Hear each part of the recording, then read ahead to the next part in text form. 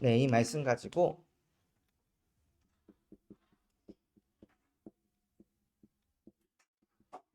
속지 말 것이라는 내용을 가지고 하나님께 예배하도록 하겠습니다. 이 신앙생활을 이제 다들 새롭게 시작하셨는데요. 신앙생활을 시작하면 사람들이 착각하는 게 있어요. 뭐냐면 신앙생활을 하게 되면은 마치 문제가 없을 것 같다는, 하나님을 믿게 되면은 뭔가 우리 집에 있던 뭐 재앙, 뭐 질병, 뭐 이런 경제 문제, 이런 것들이 사라질 것 같다라는 그런 생각들을 하시는 분들이 너무나도 많이 있어요. 또 어떤 누군가는 어, 신앙생활을 하면은 어려움이 생기지 않는다 생각하는 분들이 많이 있더라고요. 저 또한도 그랬고, 저 또한도 하나님 믿고 나면은 뭔가 마치 모든 문제가 다 싹 다 풀릴 것처럼 이렇게 생각하면서 하나님을 믿었던 적이 오랫동안 있었습니다. 근데 진짜 성경에 보면요, 신앙생활을 한 인물들을 보면 요셉이라는 사람은요, 다른 형들보다 신앙생활을 더 잘했던 사람이에요. 형들은 항상 어떻게 하면 아버지한테 인정받을까? 어떻게 하면은 일을 편하게 할까? 일 안 하고 안 걸릴까? 이런 생각을 하던 게 요셉의 형들이었고, 요셉은 하나님이 주신 말씀을 마음에 새긴 사람이었는데, 요셉이 오히려 어디로 갔냐? 노예로 끌려갔어요. 노예로 끌려가서 노예를 하면서도 요셉은 하나님과 함께 하면서 내게 맡겨진 일들 충실히 행하고, 대부분 노예들은 안 맞으려고 노예 일을 하잖아요. 밥 얻어먹으려고 노예 일을 하는데, 요셉은 하나님의 영에 감동돼가지고 나는 하나님의 영광을 나타내면서 일해야지, 이렇게 일을 하니까 이 노예에서도 인정을 받아가지고 여기에서 총무가 됩니다. 그런데 이 총무 일을 하다가 이렇게 복음을 잘 누리고 있었는데도 불구하고 나중에 이 요셉이 일하던, 어떻게 보면은 뭐 이제 직장 상사의 와이프가 요셉에게 성추행을 당했다고 거짓말을 해가지고 요셉이 감옥에 가게 됩니다. 아니, 신앙생활을 시작한 요셉인데 왜 노예로 가고, 노예에서 좀 잘해가지고 총무가 됐다가 다시 또 왜 감옥으로 가는 이런 인생을 살게 될까요? 왜냐면요, 하나님께서는 요셉에게 뭘 깨닫게 하려고 하시냐, 어떤 상황 속에 있어도 원래 인간의 축복을 누리길 원하셨어요. 그것이 무엇이냐? 창세기 1장 27절, 원래 인간은 하나님의 형상대로 창조된 영적 존재라서 네가 노예로 있든 총무로 있든 감옥에 가든 그것과 상관없이 내가 너와 항상 함께 할 것이다. 이것을 누리기를 원하셨어요. 그래서 요셉이 뭘 깨달았냐면요, 노예에서 살아보니까 자기에게 먹을 거를 가져다 주는 그 사람들도 안 행복해 보이는 거예요. 노예가 아닌 사람을 봤는데 안 행복해 보이는 거예요. 그래서 이 노예의 삶을 사는 요셉을 보고 오히려 다른 불신자들이, 야, 진짜 어떻게 이런 사람이 있지? 라고 이렇게 느낀 거예요. 근데 그 비결이 뭐냐? 요셉이 하나님과 항상 함께 하려고 하는데 중심을 뒀다는. 그리고 나서 감옥에 갔는데, 누명을 써서 감옥으로 갔을 때에도 요셉이 뭘 누리냐면요, 그때에도 하나님이 나와 함께 하심을 누리는 거예요. 하나님이 나를 감옥에 보내셨구나 라고 생각하는 거예요. 저 여자가 나한테 누명 써가지고 내가 내 인생 이렇게 망했네 하고 맨날 나를 어렵게 한 그 사람을 계속 쳐다보면서 시달리는 게 아니라, 요셉이 그때 뭘 했냐, 지금도 하나님이 나와 함께 하시는데 하나님이 나를 왜 감옥에 보내셨을까? 감옥에서도 나는 하나님과 함께 할 수 있잖아. 이런 생각을 하면서 이러는 문제가 오고 어려움이 왔을 때도 무엇을 드렸냐? 하나님과 함께 하도록 이 축복을 누렸다는 거예요. 그러니까 무슨 응답이 오냐면요. 창세기 1장 28절에 보면 생육하고 번성하고 정복하고 땅에 충만하고 다스리는 그 축복을 실제 누리는 거예요. 노예인데도 하나님이 요셉과 함께 하시니까 노예 위에 있는 사람들을 다스릴 수 있어요. 나중에 감옥으로 가서도 뭘 하냐? 감옥에 있는 모든 것들을 네가 관리해라. 감옥을 관리하는 간수장이 요셉에게 아니 감옥에 있는 모든 행정 그냥 네가 다 좀 처리해줘. 너밖에 맡길 사람이 없어. 해가지고 감옥 밖에 있는 사람에게 일을 시키는 게 아니라 감옥에 있는 사람에게 일을 시켰다는 거예요. 그러니 말씀 그대로 여호와께서 요셉과 함께 하시니까 생육하고 번성하고 정복하고 다스리는 축복을 실제 누리게 됐던 거죠. 또 하나의 인물을 또 보면요. 다윗이라는 사람이 무슨 일을 했던 사람이냐? 다윗은 목동 일을 하는 사람이에요. 다윗에게도 많은 형들이 있었는데 형들은 목동 일을 하기 싫어했어요. 지금으로 따지자면은 거의 뭐 편의점 알바? 뭐 그런 수준의 일인 거예요. 누구나 하고 싶지 않은. 그래서 다윗의 형들은 공무원이 되려고 계속 무술을 연마했어요. 그런데 다윗이 목동 속에도 있는데 왜 나는 맨날 냄새나는 양이나 쳐야 돼? 이런 생각에 잡혀 있는 게 아니라 다윗이 이때에도 지금도 하나님은 나와 함께하고 계신다. 그래서 목동 일을 하면서 다윗이 뭘 했냐면요. 하나님이 나에게 주신 일이기 때문에 하나님 내가 한 마리의 양도 잃어버리지 않겠습니다. 그래서 곰이 오거나 사자가 와도 돌팔매질로 그 맹수들을 다 때려잡은 거예요. 그러니까 오히려 목동 일을 하면서 다윗에게 뭐가 생겼냐면요. 전문성이 생겼어요. 그 전문성을 가지고 나중에 이스라엘 나라에 골리앗이라는 키가 한 3m가 되는 엄청나게 큰 장정이 와가지고 이스라엘 백성들을 공격을 할 때 아무도 나가지 못했는데 다윗이 목동일을 하면서 가졌던 전문성을 가지고 골리앗 앞에 갑니다. 골리앗 앞에 가서 만군의 여호와의 이름으로 나는 네 앞에 나왔노라 하고 다윗이 하나님과 함께 하니까요. 골리앗을 무너뜨리게 돼요.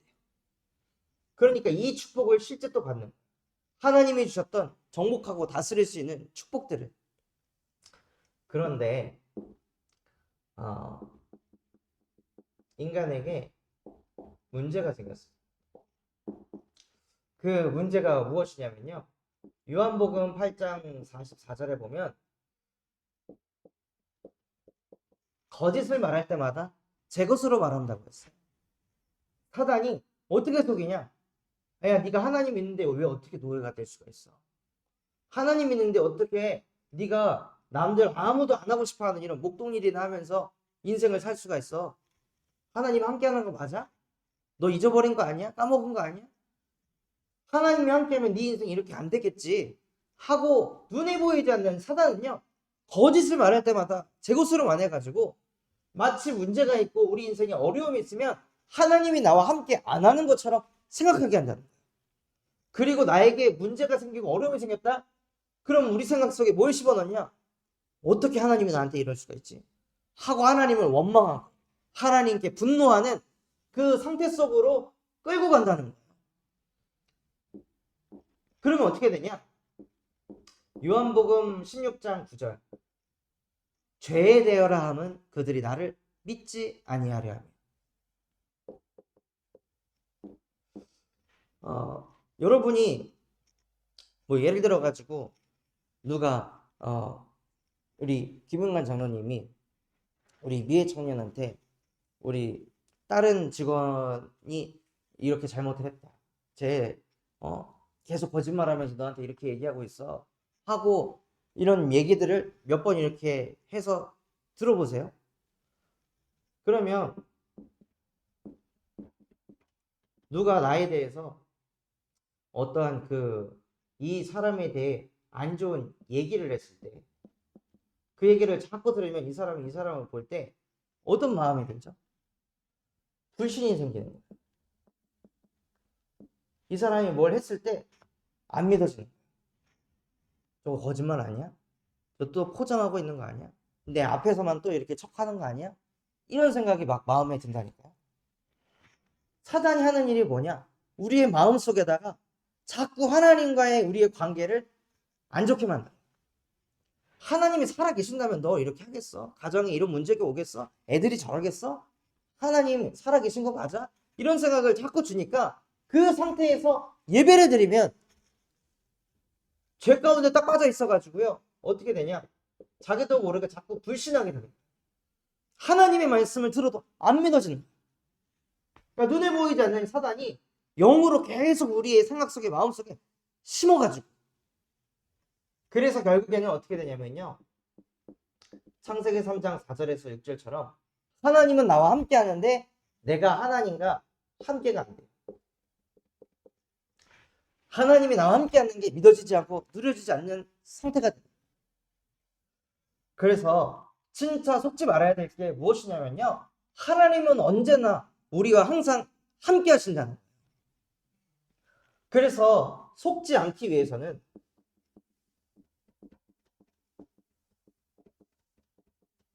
무엇을 하셔야 되냐? 인간에게 찾아온 이 문제를 날마다 그리스도의 복음을 가지고 이 문제를 끝내버려야 돼요. 어떻게 끝내냐? 이 거짓을 말할 때마다 제 것으로 자꾸 말하는 이 사단을 눈에 보이지 않기 때문에 우리가 막을 수가 없어요. 그래서 하나님께서 창세기 3장 15절 여자의 후손이 와서 너희의 마음속에 자꾸 하나님의 말씀에 불신하게 하는 뱀의 머리를 상하게 할 것이다 하고 여자의 후손을 보내셔서 자꾸 우리의 마음속에 거짓을 심는 사단의 머리를 박살내겠다고 말씀하셨어요. 또 우리도 모르게 이 거짓에 속아서 자꾸 죄를 지어요. 하나님의 말씀을 믿지 않는 죄. 하나님이 없다라고 생각하는 게 죄예요.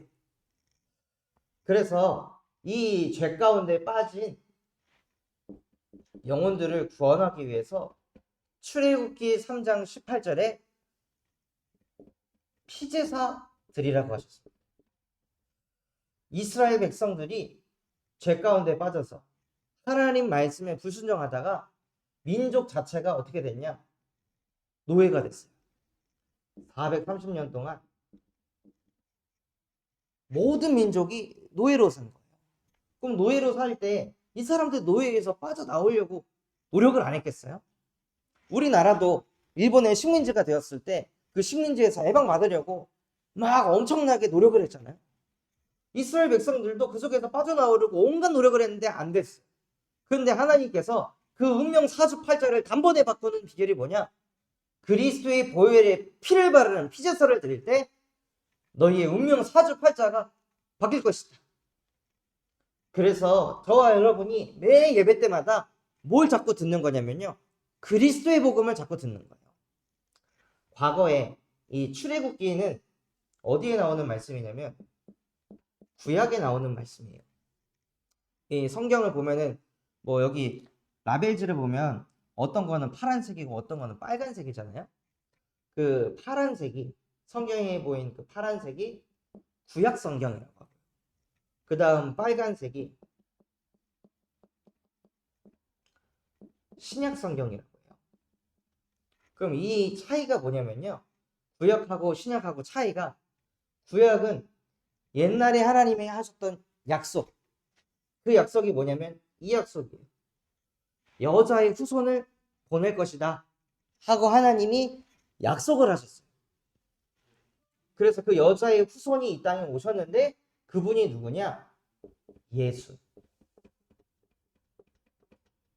그분이 예수 그리스도예요. 그래서 예수 그리스도께서 오신 그 날부터는 신약. 그래서 새로운 약속을 주신 거예요. 그래서 과거에 구약시대는요. 이렇게 예배를 할 때 뭘 했냐면 구약시대는 양을 잡았어요. 양을 왜 잡았냐? 양에다가 사람이 지은 죄를 정가를 시켜가지고 그 양을 죽여갖고 인간의 죄를 씻었어요.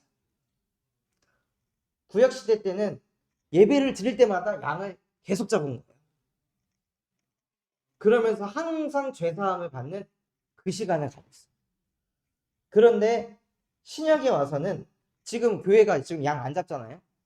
양 안 잡는 이유가 뭐냐? 이 양 대신 누가 죽었냐? 예수님께서 십자가에 대신 못 박혀 죽으시면서 인류의 모든 죄를 다 짊어지시고 이 십자가의 인류의 죄를 못 받고 끝내버리셨다는 거예요. 그래서 우리가 이 신약시대 예수님이 태어나시고 부활하신 이 신약시대에는 뭘 하냐? 이 예수 그리스도의 복음의 말씀을 듣는 거예요. 예배 때마다.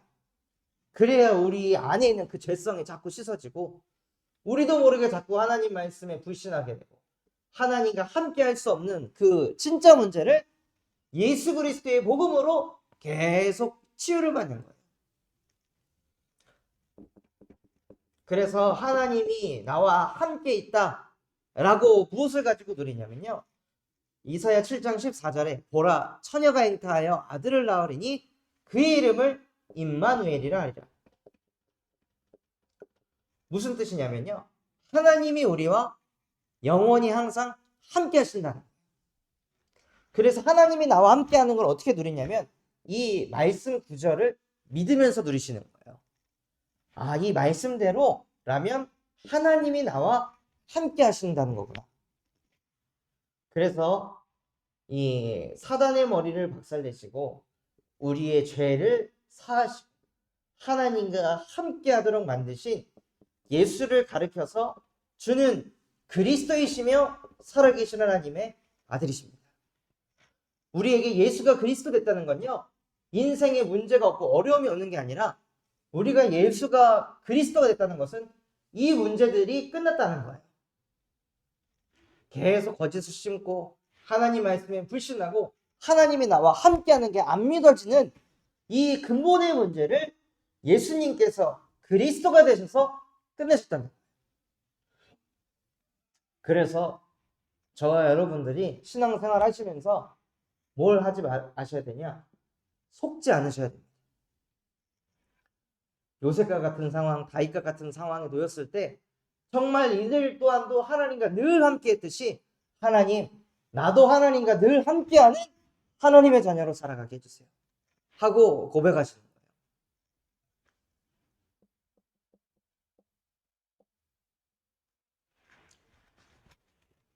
거예요. 어저께 그 우리 청년들도 막 바베큐 파티하고 우리 유초동무 아이들 와가지고 또 뭐 파자마 파티하고 합숙한다고 하고, 그래서 애들 이제 얼른 시켜가지고 여기서 영화를 보여주려고 했는데 얘네들이 한 명당 한 30분씩 씻는 거예요.